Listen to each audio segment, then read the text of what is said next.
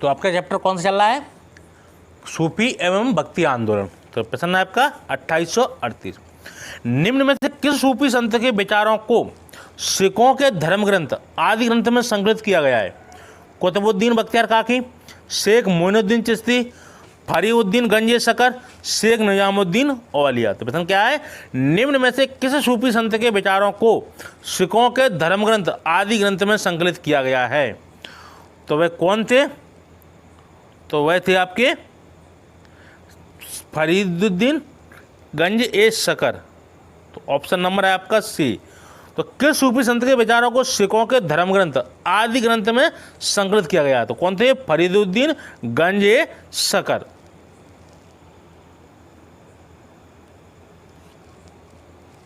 अगला प्रश्न, निम्न में से किसे भारत का सादी कहा गया है? भारत का सादी किसे कहा गया है? अमीर खुसरो को, अमीर हसन को, अबू तालिब कलीम को, चंद्रभान ब्राह्मण को। तो प्रश्न क्या है? भारत का सदी कहा गया है। भारत का सदी किसको कहा गया है? वह कहा गया है अमीर हसन को। तो अमीर हसन को क्या कहा गया है? भारत का सादी।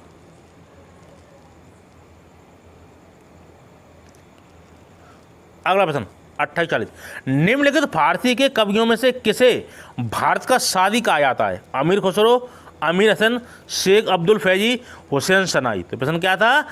निम्नलिखित फारसी के कवियों में से किसे भारत का सादी कहा जाता? तो भारत का सादी किसे कहा गया है? वह कहा गया अमीर हसन को। Option number B.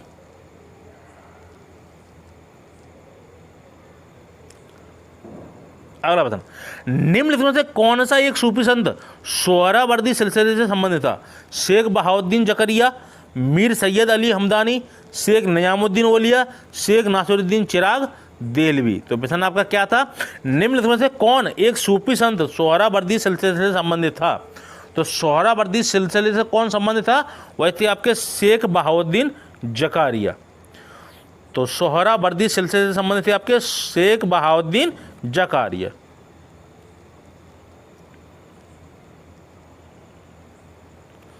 अगला प्रश्न 2842, सूफियों के किस संप्रदाय अथवा सिलसिला से शेख बहाउद्दीन जकारिया संबंधित थे? कादरी, चिश्ती, नक्शबंदी, सोहरावर्दी। तो प्रश्न क्या है? सूफियों के किस संप्रदाय अथवा सिलसिला से शेख बहाउद्दीन जकारिया संबंधित थे?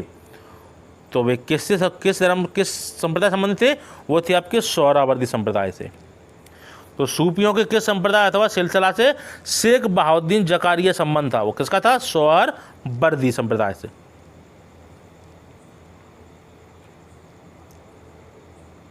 अगला प्रश्न, किस चिश्ती संत ने गुलबर्गा में चिश्ती सिलसिले की एक शाखा की स्थापना की? गेजू दराज ने, शेख नसीरुद्दीन चिरागे दिल्ली ने, शेख हमीउद्दीन नागौरी ने, जलालुद्दीन तबरीजी ने। तो प्रश्न क्या है? किस चिश्ती संत ने गुलबर्गा में चिश्ती सिलसिले की एक शाखा की स्थापना की? तो वह कौन थे? वह थे आपके गेजू दराज। इन्होंने क्या किया था? गुलबर्गा में चिश्ती सिलसिले की एक शाखा की स्थापना की थी। किन्होंने? गेजू दराज ने। तो प्रश्न क्या था? किस चिश्ती संत ने गुलबर्गा में चिश्ती सिलसिले की एक शाखा की स्थापना की थी? वो कौन थे आपके? गेसू दराज। अगला प्रश्न, शेख सलीम चिश्ती की समाधि कहाँ पर है? अजमेर में, लाहौर में, आगरा में, फतेहपुर सीकरी में। तो प्रश्न आपका क्या है? शेख सलीम चिश्ती की उपाधि समाधि कहाँ है? समाधि है। तो समाधि कहाँ है? वह है आपकी फतेहपुर सीकरी में। तो शेख सलीम चिश्ती की समाधि कहाँ है? आपकी फतेहपुर सीकरी में। अजमेर में किसकी है? मोइनुद्दीन चिश्ती की है। मोइनुद्दीन चिश्ती की दरगाह कहाँ पे है? अजमेर में। और लेकिन शेख सलीम चिश्ती की समाधि कहाँ है आपकी? फतेहपुर सीकरी में।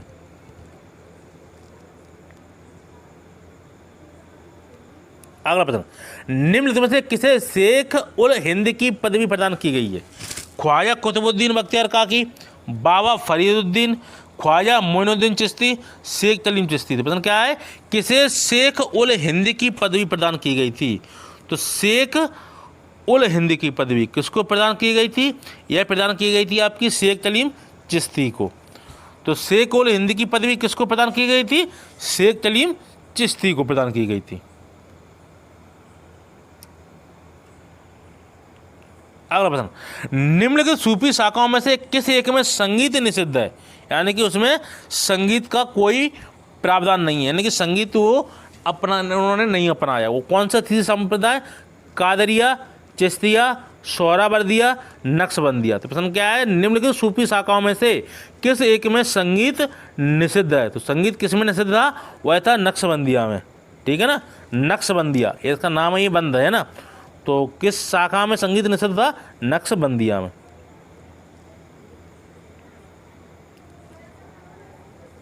अगला प्रश्न, निम्नलिखित सूफीवाद के सिलसिलों में कौन संगीत के विरुद्ध था? सोहरावर्दिया, चिश्तिया, कादरिया, नक्शबंदिया। तो प्रश्न क्या है?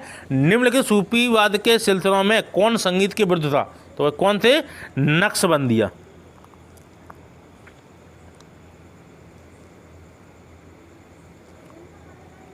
अगला प्रश्न, अति कट्टरपंथी सूफी संप्रदाय था, यानी कि जो सूफी संप्रदाय था, वैसे इतने कट्टरपंथी इन लोग नहीं थे, इसमें तो एक संप्रदाय था जो क्या है, ज़्यादा ही कट्टरपंथी था।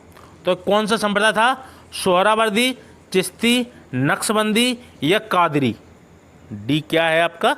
कादरी। कादरी। तो अति कट्टरपंथी सूफी संप्रदाय था, वह कौन था? सोहरावर्दी। तो कट्टरपंथी संप्रदाय कौन सा था? सोहरावर्दी संप्रदाय। अगला प्रश्न, शेख बहाउद्दीन जकारिया किस सूफी सिलसिले से संबंध थे? कादरी, चिश्ती, नक्शबंदी, सोहरावर्दी। तो प्रश्न क्या है? शेख बहाउद्दीन जकारिया किस सूफी सिलसिले से संबंध थे? तो किस सूफी सिलसिले से संबंध थे? वो थे आपके सोहरावर्दी। तो प्रश्न आपका क्या था? शेख बहाउद्दीन जकारिया किस सूफी सिलसिले से संबंधित थे, यानी किस संप्रदाय संबंधित थे? तो वो थे आपके सोहरावर्दी संप्रदाय से संबंधित। अगला प्रश्न, सूफियों के किस सिलसिला संप्रदाय से शेख बहाउद्दीन जकारिया संबंध थे? नक्शबंदी से, चिश्ती से, सोहरावर्दी से, कादरी से। तो ये प्रश्न आपका बार बार पूछा जा रहा है। तो क्या है? कौन? बहाउद्दीन जकारिया संबंधित था किससे? सोहरावर्दी संप्रदाय से। तो शेख बहाउद्दीन जकारिया किससे संबंधित थे? सोहरावर्दी संप्रदाय से। अगला प्रश्न, निम्नलिखित सूफी कृतियों में कौन सी पुस्तक 11वीं शताब्दी के शुरू में लाहौर में रची गई थी?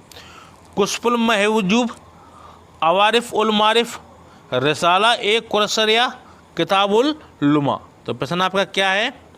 निम्नलिखित सूफी कृतियों में कौन सी पुस्तक 11वीं शताब्दी के शुरू में लाहौर में रची गई थी? वह कौन सी पुस्तक थी? वह थी आपकी कश्फुल महजूब। तो 11वीं शताब्दी में किस पुस्तक की रचना हुई थी? वह थी कश्फुल महजूब।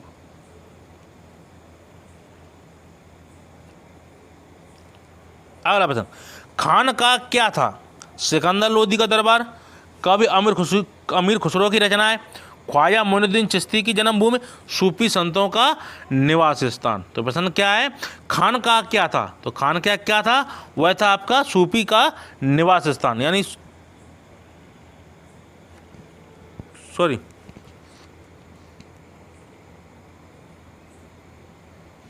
तो खानका क्या था? वह था आपका सूफी संतों का निवास स्थान। Option number D. तो खानका क्या था? सूफी संतों का निवास स्थान। तो जहाँ सूफी लोग रहते थे उसको क्या कहा था? खानका। अगला प्रश्न, खानका क्या था? धार्मिक संस्था, सूफियों का निवास स्थान, पूजा स्थल, उक्त में कोई नहीं। तो सूफियों को जो निवास स्थान था उसको क्या कहा था? खानका।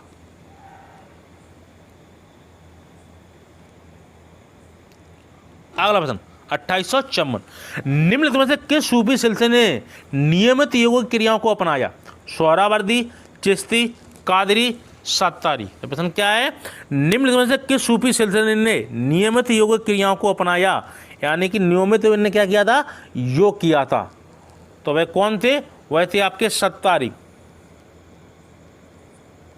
तो सत्तारी संप्रदाय के कौन थे? वो थे आपके मोहम्मद गौस। तो मोहम्मद गौस ने कौन सा संप्रदाय चलाया था? सत्तारी संप्रदाय। तो सत्तारी संप्रदाय क्या विशेषता थी? नियमित योग क्रियाओं से अपनाया था इन्होंने। तो नियमित योग क्रियाओं किसने बनाया? सत्तारी संप्रदाय ने। किस सूफी संप्रदाय ने योग क्रियाओं को अपनाया था? सत्तारी, कादरी, चिश्तिया, उपयुक्त में से नहीं। तो किस सूफी संप्रदाय ने योग क्रियाओं को अपनाया था? वह थे आपके सत्तारी। इसके प्रवर्तक कौन थे? मोहम्मद गौस। अगला प्रश्न 2856, अनल हक की सूफी अवधारणा वेदांत की निम्नलिखित अवधारणा से प्रेरित थी? एकम अद्वैतम, तत्त्वमसि, अहम ब्रह्मास्मि, ये सभी। तो प्रश्न आपका क्या है? अनल हक की सूफी अवधारणा वेदांत की निम्नलिखित अवधारणा से प्रेरित थी, तो वो कौन थी? वही थी आपकी अहम ब्रह्मास्मि। तो अनल हक की सूफी अवधारणा वेदांत की निम्नलिखित अवधारणा से प्रेरित थी, वो कौन सी थी? अहम ब्रह्मास्मि।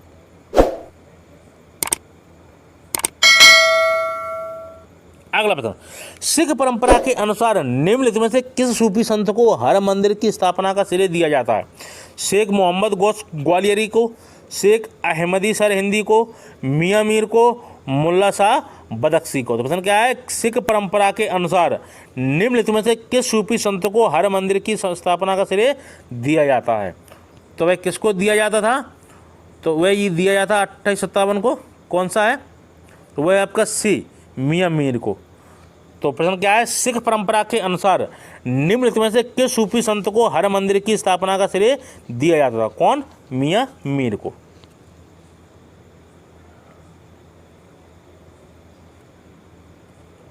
अगला प्रश्न, इल्मे इलाही मोहम्मदी नामक रहस्यवादी सिद्धांत का प्रतिपादन किस सूफी संत ने किया था? शेख मूसा, ख्वाजा मीर दर्द, शेख सरफुद्दीन यावा मनियारी, या मुल्ला शाह बदख्शी। तो प्रश्न क्या है? इल्मे इलाही मोहम्मदी नामक रहस्यवादी सिद्धांत का प्रतिपादन किस सूफी संत ने किया था? तो वह सूफी संत कौन था? तो वह सूफी संत था आपका बी, कौन? ख्वाजा मीर दर्द। प्रश्न क्या है आपका? इल्मे इलाही मोहम्मदी नामक रहस्यवादी सिद्धांत का प्रतिपादन किस सूफी संत ने किया था? वह कौन था? ख्वाजा मीर दर्द।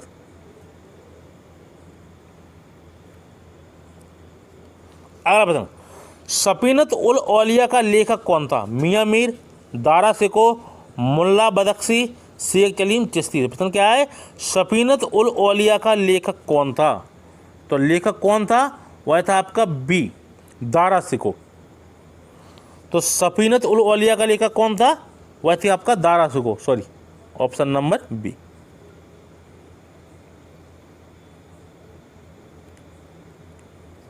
अगला प्रश्न, योग कलंदर नामक पुस्तक का रचयिता था?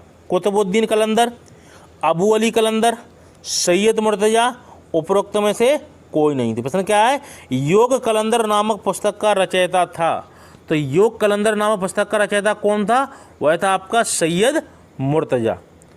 तो प्रश्न आपका क्या है? योग कलंदर नामक पुस्तक का रचयिता था, वो कौन था? सैयद मुर्तजा। अगला प्रश्न, निम्नलिखित सूफियों में से कृष्ण को कौन औलिया के रूप में मानता था? यानी कृष्ण को औलिया के रूप में मानने वाला कौन था? शाही वलीउल्लाह, शाह मोहम्मद गौस, शाह अब्दुल अजीज, ख्वाजा मीर दर्द। तो प्रश्न आपका क्या है? तो वह है निम्नलिखित सूफियों में से के कृष्ण को कौन औलिया के रूप में मानता था? तो वह कौन था? वह था शाह मोहम्मद गौस। ये क्या कहते थे? ये कृष्ण को ही औलिया का रूप मानते थे।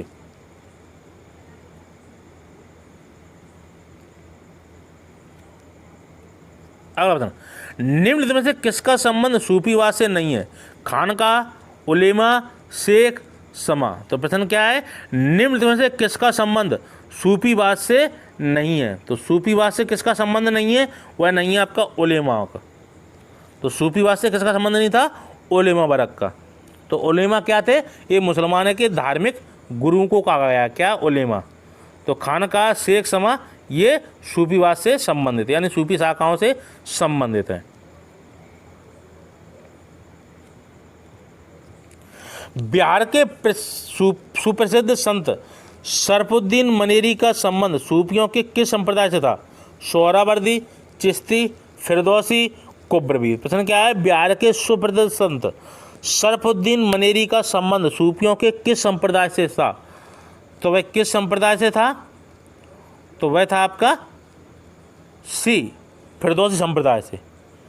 तो प्रश्न आपका क्या है, बिहार के सुप्रसिद्ध संत शरफुद्दीन मनेरी का संबंध सूफियों के किस संप्रदाय से था? तो किस संप्रदाय से था? यह था आपका फिरदौसी संप्रदाय से।